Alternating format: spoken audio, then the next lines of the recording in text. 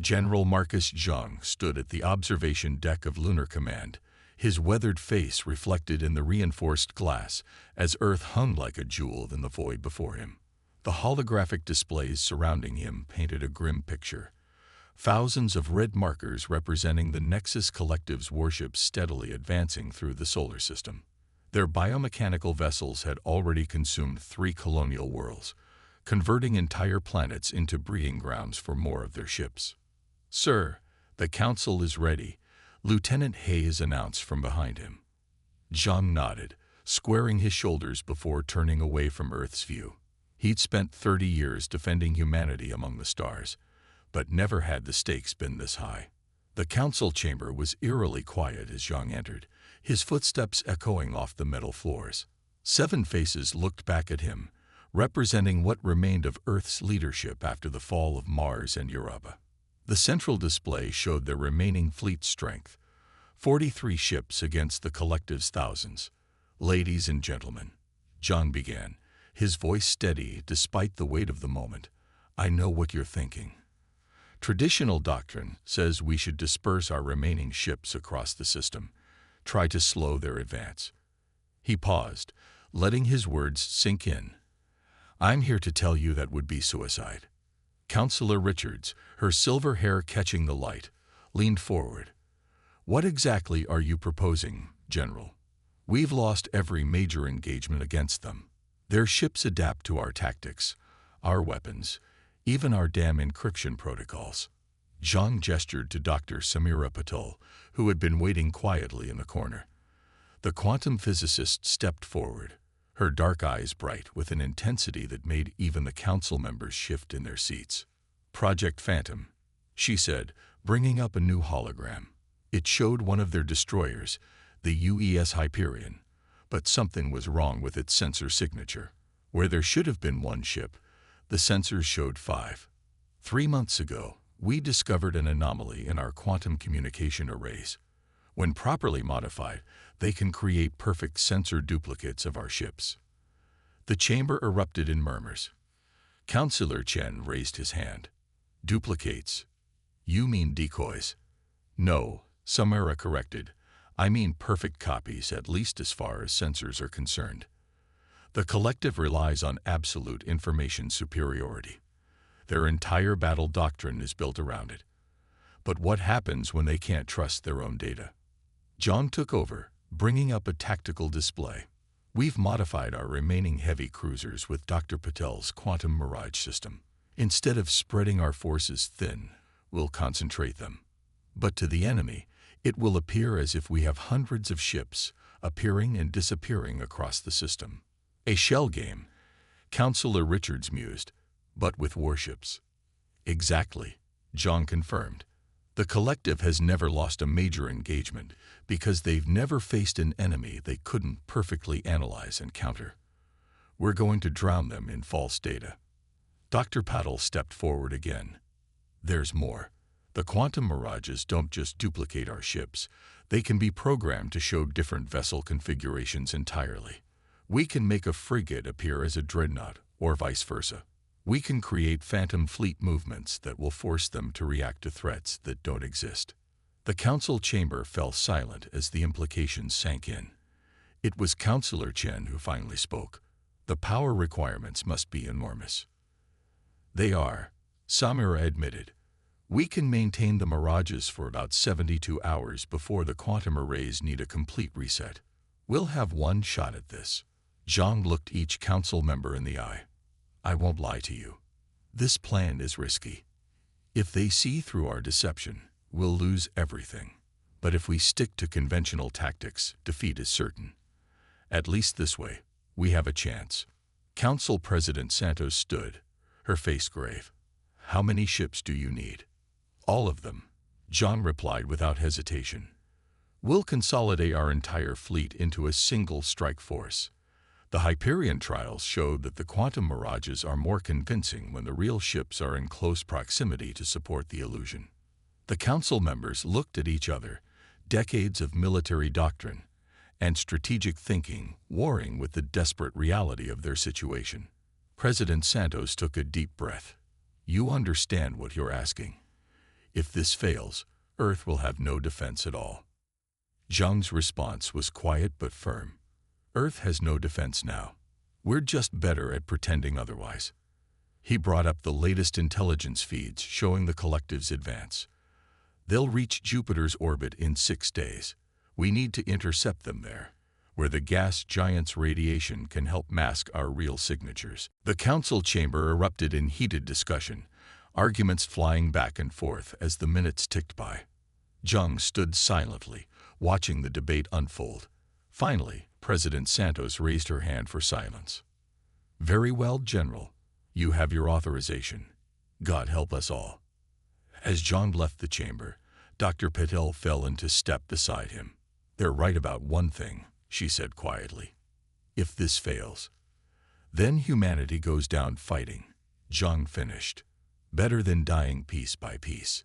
He pulled up his tactical display, already drafting orders for the fleet. "Signal all ships. We launch in 12 hours. As they walked toward the command center, Earth's pale light streamed through the windows, a constant reminder of everything at stake.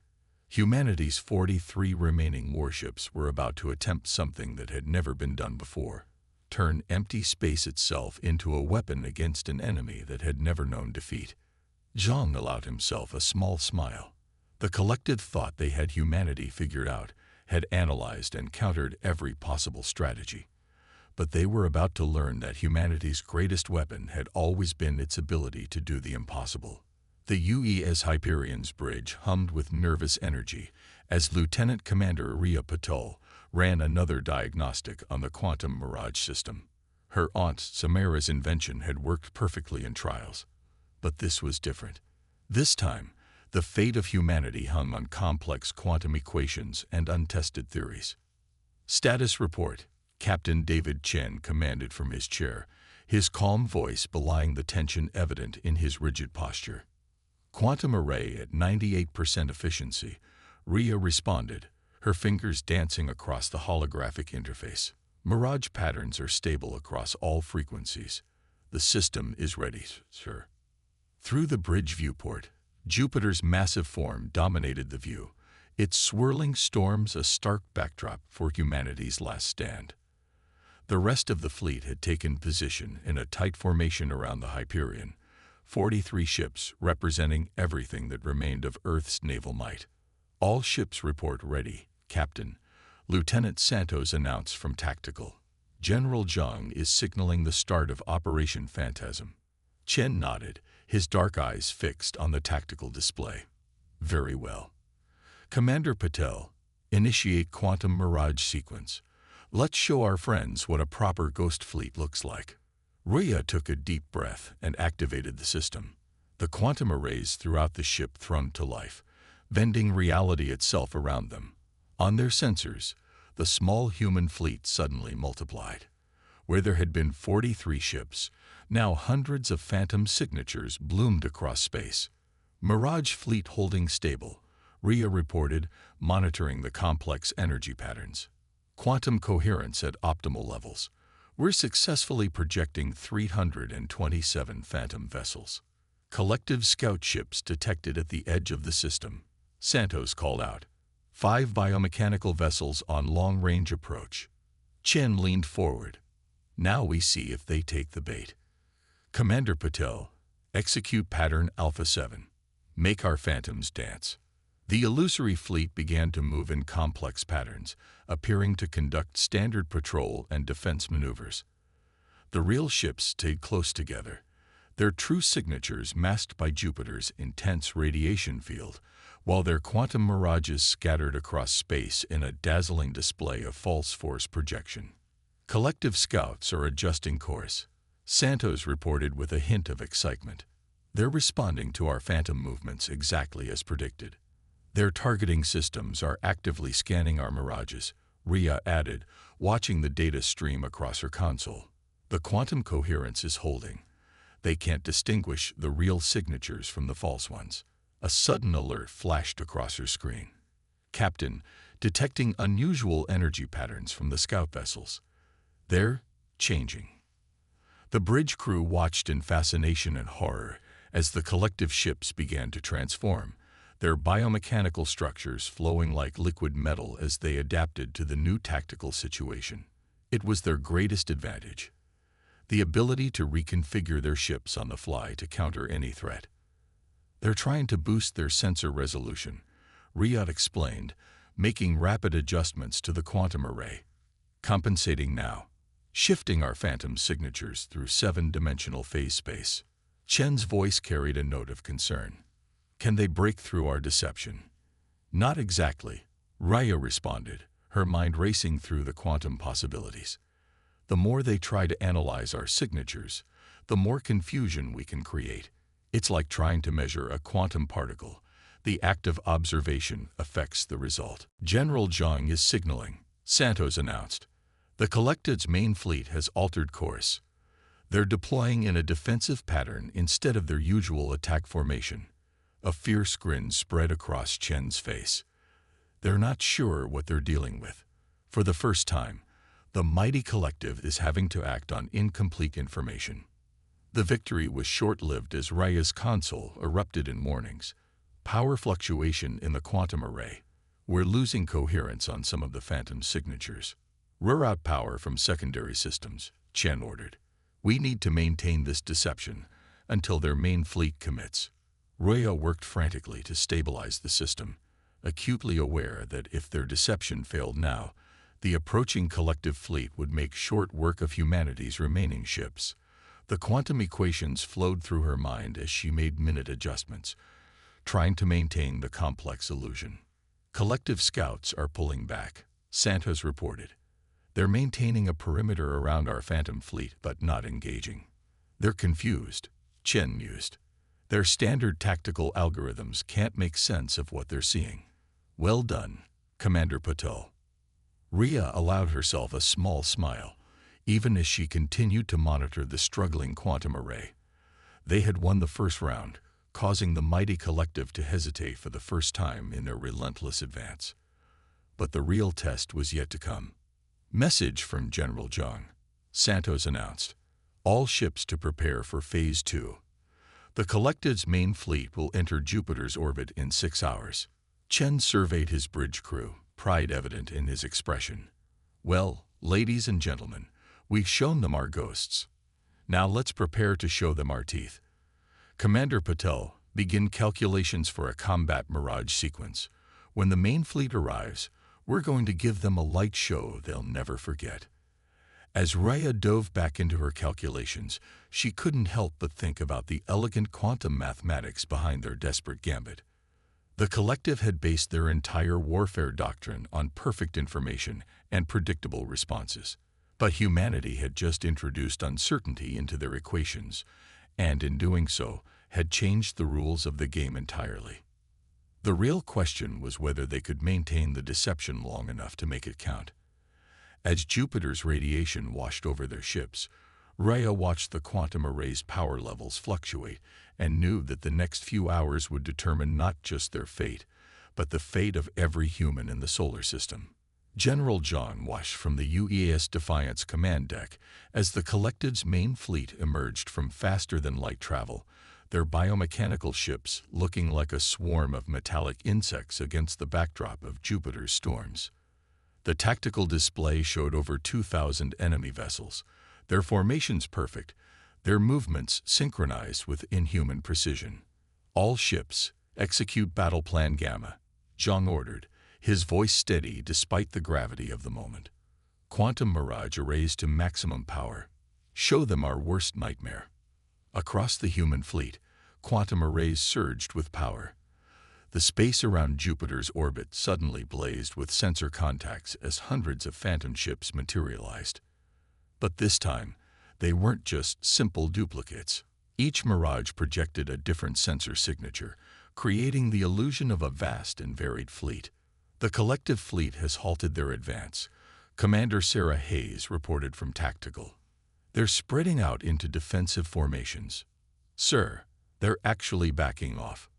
Dr. Samira Patel worked furiously at her station, monitoring the quantum field interactions. "Their sensor networks are trying to analyze our phantoms. The more they probe, the more confused their readings become. It's working better than we hoped. Zhang allowed himself a grim smile. The collective had never retreated before, had never shown anything but absolute confidence in their tactical superiority. Signal the Hyperion battle group. Begin Phase 3. On the far side of Jupiter, Captain Chen's task force sprang into action. Their quantum arrays generated a new set of phantom signatures, making it appear as if a massive flanking force was emerging from behind the gas giant. The real ships stayed hidden in the radiation belt, while their mirages danced across space. Collective fleet is dividing their forces, Hayes announced. They're responding to our phantom flanking maneuver. Now, Zhang commanded, all ships, execute attack pattern Delta. Target their separated groups. Make every shot count. The 43 ships of humanity's last fleet struck with devastating precision, while the collective's forces were spread thin trying to counter non-existent threats. The real human vessels concentrated their fire on isolated enemy squadrons. Plasma torpedoes and particle beams lanced through space, finding their marks with deadly accuracy. Multiple confirmed kills, Hayes reported, excitement creeping into her voice. The collective ships are having trouble coordinating their responses. Their normal adaptive capabilities are compromised. Samara's voice cut through the moment of triumph. General, we have a problem. The quantum arrays are showing signs of strain. Power fluctuations across all ships. Zhang had expected this. They were pushing experimental technology far beyond its tested limits. How long can we maintain the deception? Maybe 2 hours at this intensity, Samara replied, her fingers dancing across her console as she tried to stabilize the quantum fields. The collective's constant sensor probing is forcing our arrays to work harder than anticipated. A new alert flashed across the tactical display. The collective ships were changing, their biomechanical structures flowing and reforming. They're adapting, Hayes warned. Detecting new sensor configurations, they're trying to cut through our phantom signatures. Zhang studied the battlefield with intense concentration. The collective was learning, adjusting their tactics to account for the uncertainty in their sensor data. It was what made them so dangerous, their ability to evolve and adapt in the middle of battle. Signal all ships, he ordered. Initiate contingency protocol Omega. Divert all non-essential power to the quantum arrays. The lights on the bridge dimmed as power was rerouted. Life support systems dropped to minimal levels. But the Phantom fleet grew stronger, the quantum mirages becoming even more complex and unpredictable. Sir, Hayes called out, the Hyperion is reporting critical power fluctuations in their quantum array. Captain Chen requests permission to withdraw and reset their systems. Zhang checked the tactical display. The Hyperion's battle group had inflicted significant damage on the enemy's northern flank, but losing their phantom coverage, there would create a dangerous gap in their deception. Denied. Tell them to maintain position as long as possible. We need every ship for what comes next. The space around Jupiter had become a chaos of real and phantom signatures.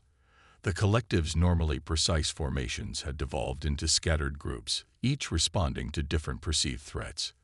But their ships were still incredibly dangerous, and their adaptive nature meant the window of confusion wouldn't last forever. General, Samara's voice was tense. The quantum field harmonics are becoming unstable. If we don't reduce power soon, we risk catastrophic failure across the entire fleet. John watched as another group of collective ships fell to concentrated fire from his vessels. They had bloodied the enemy's nose, thrown their perfect tactical calculations into disarray. But it wasn't enough. They needed something more, something to turn this temporary advantage into a decisive victory. Dr. Patel, he said, an idea forming. You said the quantum arrays create confusion in their sensor networks. What happens if we deliberately destabilize the quantum fields? Samira's eyes widened as she caught his meaning. The feedback could cascade through their entire sensor network. But sir, if we do that, we'll burn out our quantum arrays completely. We'll lose our phantom fleet. Better than losing everything, John replied. Begin calculations for a controlled quantum field collapse.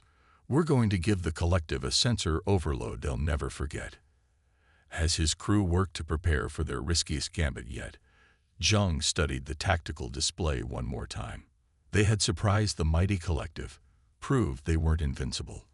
But the real test was still to come, and they would only get one chance to make it count. The bridge of the UES Hyperion shuddered as another near miss from a collective weapon sent ripples through their defensive shields. Lieutenant Commander Rhea Patel's fingers flew across her console, trying to maintain quantum coherence as their Mirage array approached critical levels. Power fluctuations in sectors 3 through 7, she reported, watching as warning indicators flashed across her screen. The quantum field is becoming increasingly unstable. We can't maintain this level of deception much longer. Captain Chen nodded grimly, his eyes fixed on the tactical display where real and phantom ships danced in a deadly ballet around Jupiter's orbit. Status of the collective fleet, still divided, but they're adapting. Lieutenant Santos responded. Their biomechanical ships are developing new sensor configurations. They're starting to distinguish pattern irregularities in our phantom signatures.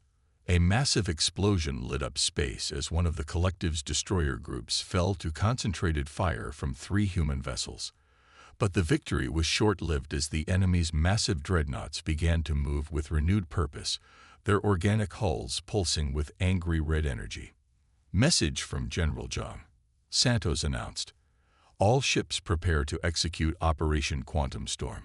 Stand by for timing marks. Rhea's heart raced as she pulled up the calculations she and her aunt had been working on. The plan was theoretically sound, but the risks were enormous. They intended to create a cascading quantum field collapse that would overwhelm the collective's sensor networks, but the feedback could just as easily destroy their own ships. Captain, she said, her voice tense, if we proceed with this, we'll lose the quantum arrays completely. No more phantom fleet. Better than losing Earth, Chen replied. He opened a channel to engineering. Divert all remaining power reserves to the quantum array. Every last joule. The lights on the bridge dimmed to emergency levels as power was rerouted. Through the viewport, Jupiter's massive form loomed, its radiation bands providing crucial cover for their real ships, while their phantoms kept the enemy divided and confused. Collective forces are consolidating, Santos warned. They're adapting faster than expected. Multiple ships showing new biological configurations we've never seen before. The tactical display told the story. The enemy was learning, their ships evolving in real time to counter the quantum deception. What had started as perfect military formations had devolved into chaos, but now they were reorganizing with new purpose. Signal from the Defiant, Santos called out. General Zhang is initiating the sequence. All ships synchronize quantum field harmonics. Rhea's hands moved across her console with practiced precision, aligning their quantum array with the rest of the fleet. The mathematics behind what they were attempting were staggering. They would create a deliberate resonance cascade through the quantum fields, turning their phantom fleet into a weapon against the collective's sensitive sensor networks. Quantum harmonics synchronized, she reported. Warning. Field stability at critical levels. We'll only get one shot at this. Chen opened a fleet-wide channel. All hands, brace for quantum cascade. Engineering, prepare for emergency power shutdown on my mark. The space around Jupiter's orbit had become a maelstrom of real and phantom signatures. The collective's forces, nearly 2,000 ships strong, moved with increasing coordination as they developed countermeasures to the human deception. But they still couldn't fully distinguish real targets from false ones, forcing them to divide their attention. Enemy dreadnoughts approaching firing range, Santos announced. Their weapon signatures are off the charts. Whatever they've evolved into, it's bad. Now or never, Chen muttered. Commander Patel, initiate quantum cascade sequence. Rhea entered the final commands, watching as the quantum field indicators spiked into red zones across the board. Cascade sequence initiated. Field collapse in 10 seconds. The bridge crew held their breath as the countdown proceeded. Through the viewport, They could see the massive forms of collective dreadnoughts, their biological weapons charging for a devastating barrage. 3, 2, 1. Cascade initiation. The quantum arrays across all 43 human ships surged with power one final time. Instead of maintaining stable phantom signatures, they deliberately forced their quantum fields into chaos. The effect was immediate and devastating. Space itself seemed to warp as thousands of phantom signatures suddenly fluctuated wildly, creating a sensor storm that overwhelmed everything in its path. The collective ships, so dependent on perfect tactical information, reacted violently to the quantum chaos. Multiple enemy ships showing critical systems failure, Santos reported, his voice rising with excitement. Their sensor networks are overloading. They're firing blindly. But the victory came at a cost. Rita's console erupted in sparks as the quantum array burned itself out. Quantum mirage system is gone, she reported. All phantom signatures dissipating. Engineering reports total power failure in the array, Santos added. We're running on emergency systems only. The human fleet's phantom armada flickered and vanished, leaving only 43 real ships facing the massive collective force.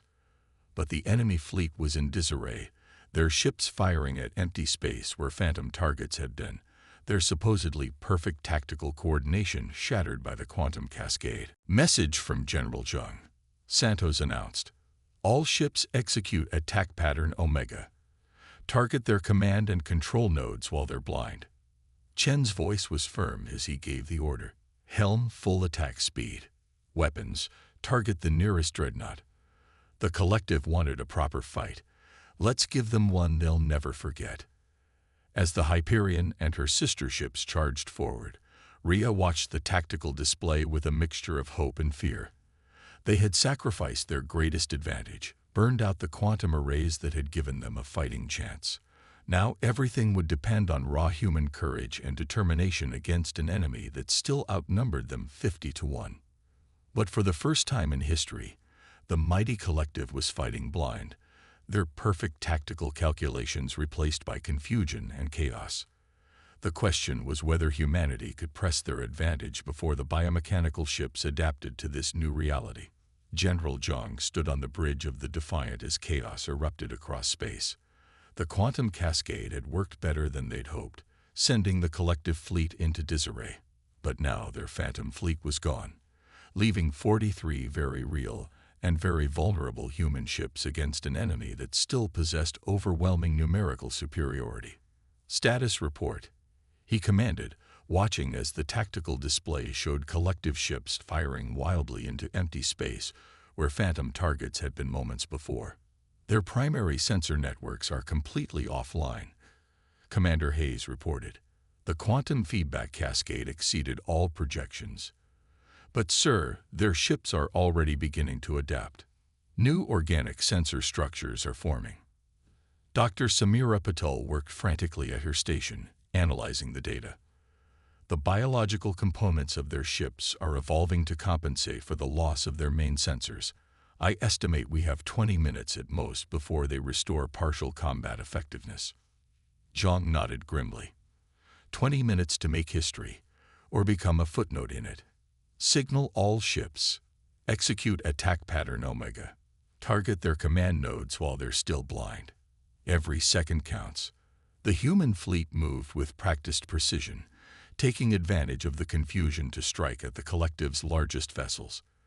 Plasma torpedoes and particle beams lanced through space, finding targets that could no longer coordinate their defensive screens effectively. Multiple confirmed kills, Hayes announced. The collective's formation is breaking down completely. Their ship-to-ship coordination has collapsed.